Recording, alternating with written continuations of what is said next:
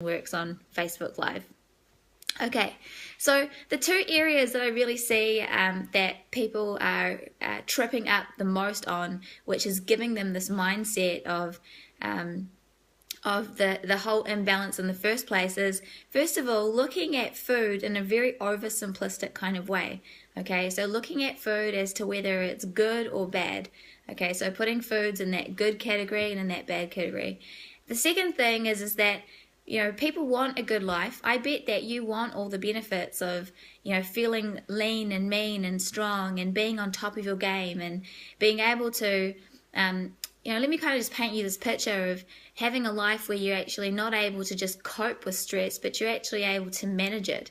That you're actually able to thrive in your life rather than just survive. That you're able to have a life where you're connecting with your kids and connecting with your partner and wanting to do fun things, creating a better all feel in the household because of the amount of energy you have and the amount of patience that you have.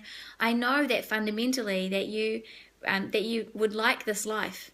All right, and the benefits of that are abundant, and we know that the secret to having a good life is definitely through health. Okay, so you want to create that, but the second thing I see is that people are not intentional enough, all right, or intentional at all about creating this kind of life, and those are the two things that are really going to create this imbalance. All right, so being oversimplistic about food and putting food into a good and bad category, and then not being intentional about the life that they want to create. So I'm going to suggest that you are feeling challenged in one of those two areas, if not both.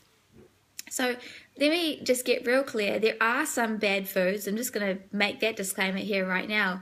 And those foods are trans fats. Transsaturated fats are terrible. They're illegal in some countries. They're so bad. But also foods that are artificial and synthetic. Look, the body doesn't recognize chemicals, and so it's not going to be able to process them. And you know, when you consume them over a period of time, bad things happen, but they're artificial, so that's no surprise there. So there are those foods definitely do fall into a good and bad category. But let's just be honest. When we look at the way that we're doing life. Excuse me, when we look at the way that we're doing life, most of us do not exercise enough, most of us do not play enough, most of us do not pray enough or meditate enough, if that's your thing. Most of us do not connect enough, right? Most of us don't eat the right balance of foods enough, eat natural foods enough. Most of us don't learn or don't stop eating when we are feeling full, all right? Most of us do not do these things. So when we look at this oversimplistic way of how it is that we eat food as how it is that we do food as one of the first things that I wanted to address with you. When I look at my kid, right, my 1-year-old son, it's amazing how many lessons in life that he has taught me. But, you know, kids, they have a very simplistic view on the world. Okay, and as parents and as aunties and uncles and as the older people in their life, we help their decision making by saying to them, you know, don't eat this, this is bad. Eat this, this is good. All right. When we're trying to help them out of a situation, out of danger, don't do that. That's bad. Do this though, it's good. So can you see that for a small child, you know, this oversimplistic way by trying to teach a kid what is good and what is bad is, you know, is appropriate. But the problem is with what I see is that grown-ups, all right, at the age that you're at, are still thinking this way, are still having this oversimplistic way of thinking. And so what I want to introduce to you today is this as a new concept, a new way of thinking, all right, in terms of taking away that oversimplistic view, but actually beginning to develop a emotional maturity about the decision-making process, all right? So let me give you an example, another example. When as the kid gets older, okay, so as Ollie gets older, I'm going to be teaching him what the consequences are, okay? Now, he's a boy, and, you know, boys, young boys at that age, you know, they don't learn the lesson as quickly as girls do. Girls' brains are a little bit more, they develop a little quicker, and that's a fact. But And I love my son, but what I'm going to be teaching him is the consequences. So when you take this action, Orlando, then this is going to be the consequence of that. And hopefully over time he learns about the consequences of his actions. And so because that way of thinking has been ingrained in us, as grown-ups, this is the next development of thinking. So instead of staying with this is good and this is bad, now we're able to start thinking of the consequences of what's happening. Now, because we're adults, sometimes we still do like children, and we just pretend that the consequences are irrelevant and we do those things anyway. But most of the time we are able to make good judgment decisions based on the consequences. And about there is where it stops for most people. Okay, about there is where it stops in terms of our development on how it is that we make decisions. So what I want to suggest to you is that you take your decision-making process to the next level, and you actually don't just stop thinking at the consequence level, but you actually start thinking about your desired result level. Okay, what is the desired result that you're after? Do you want this life, the picture that I created before of your best life? All right, when you think about, the degree that you want to be interacting with other people, the degree that you want to be interacting with your kids and with your partner, with your husband, your wives, with your friends, with the way that you want to show up in life.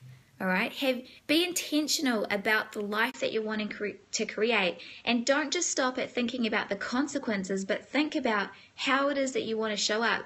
Think about the desired result before you take this action, okay? This action you have the opportunity to do multiple times in a day.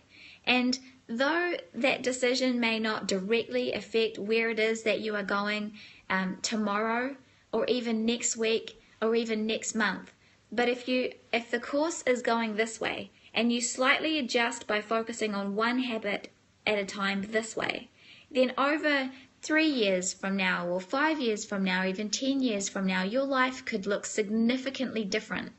All right, and that's what it is about. And that is why it's so important to be able to take a habit-based approach. Okay, so I'm going to give you a strategy to be able to implement that at the end of this morning's session. All right, the second thing is, actually, we just covered both off at that same time. All right, but the other strategy that I wanted to give you is to look at eating more natural foods more of the time. Okay, so look at eating more natural foods more of the time, so that when you are making this action, that what's going into your mouth the majority of the time is working for you. Okay, so those are the two things. So a couple of things that you can do. Here are some strategies that you can implement right away, that you can start to do. And actually, I recommend that you do this today. And the first one is to create a working list. Okay, so that working list is a list of things, a list of reasons why you need to make, why you would need to make the decision to eat better. Okay, so for example, come Monday, all right, come Monday, it's a working week, and you know that on Sunday night is not the best night to drink too much, okay, because you've got work in the morning. So that's a consequence type of thinking, all right. But when you think about, all right, I've got work in the morning, but I also know that there's this promotion that I'm after, and so I've really got to be on and in tune and onto it for this week, so I'm actually not going to drink at all. Right, that would be like thinking about your desired result. So it could be work related. That's one of the things for me. I need to turn up to work sharp. Every morning, Monday to Thursday, I need to be sharp. Every Friday morning, I have really early clients, and so I've got to be sharp. Plus, another reason that you could write down is to do with your kids. Okay, so for me, as an example, I have a 1-year-old, and let's be honest, 1-year-olds can kind of be annoying. And the reason why they can be annoying is because they've got a lot of things going on for them right now. Like Orlando feels like he's constantly in a teething process. And when he's got a snotty nose and he's not feeling awesome, he demands more of my time, my patience, my attention. And so I want to be I want to be feeling 100% when I'm dealing with that. So I'm able to show up for him much better. I'm able to show up for him at my best.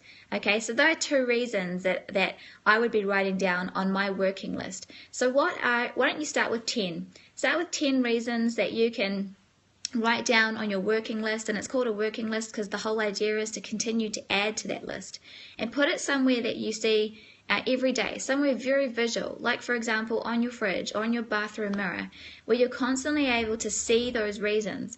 And then what you do is you get into the habit of actually telling yourself those reasons, right, before you make the decision to eat, okay, or before you make the decision to not meal prep as opposed to doing meal prep. Okay, so that's actually what it takes. That's that change in thought process that'll actually take you to that next level and help you create that balance. All right, now the second thing that you want to do is you want to think of the top 3 highest priority areas of your life. Okay, so what are the top 3 areas of your life that you are giving the most of your time and your energy to? Okay, so what is taking up a lot of your time, taking up a lot of your energy, where you are giving a lot of thought space to? Write whatever those top 3 things are down. So whether it be your job or your kids or your relationship or a particular relationship with a friend at the moment or a hobby that you are working on at the moment, whatever those top 3 areas are, so that you are able to identify how it is that you're going to create those lists, that working list of 10 things. Okay, so for example, if on your top 3 areas you had your work and a new hobby, so how is the achievement of your goal going to improve the hobby? All right, your ability to be able to do that hobby. So that's my best recommendation. That really is how you kind of develop that next level of emotional maturity, and then become able to make better decisions when you are putting things in your mouth, all right, and still actually able to have a good time, because let's be honest, when you're being intentional about your best life, then who's not having a good time when they're actually having their best life? So that's the message for today. I hope that you really got some value out of that. I know that it was a bit longer this morning, but when it comes to your mindset, it is really about the way that you are thinking. So look, I want you to share this message today. If you have really got some value from it, then please share it to someone else so that they're able to get the benefit of that too. Thanks for your appreciation for the content and for showing up this morning. That's it for me this week. I'm going to see you next week, Monday morning at 8 a.m. Have a fantastic rest of your week and fantastic weekend, and make it your best weekend of the month. All right, show up 100%. Have a fantastic day.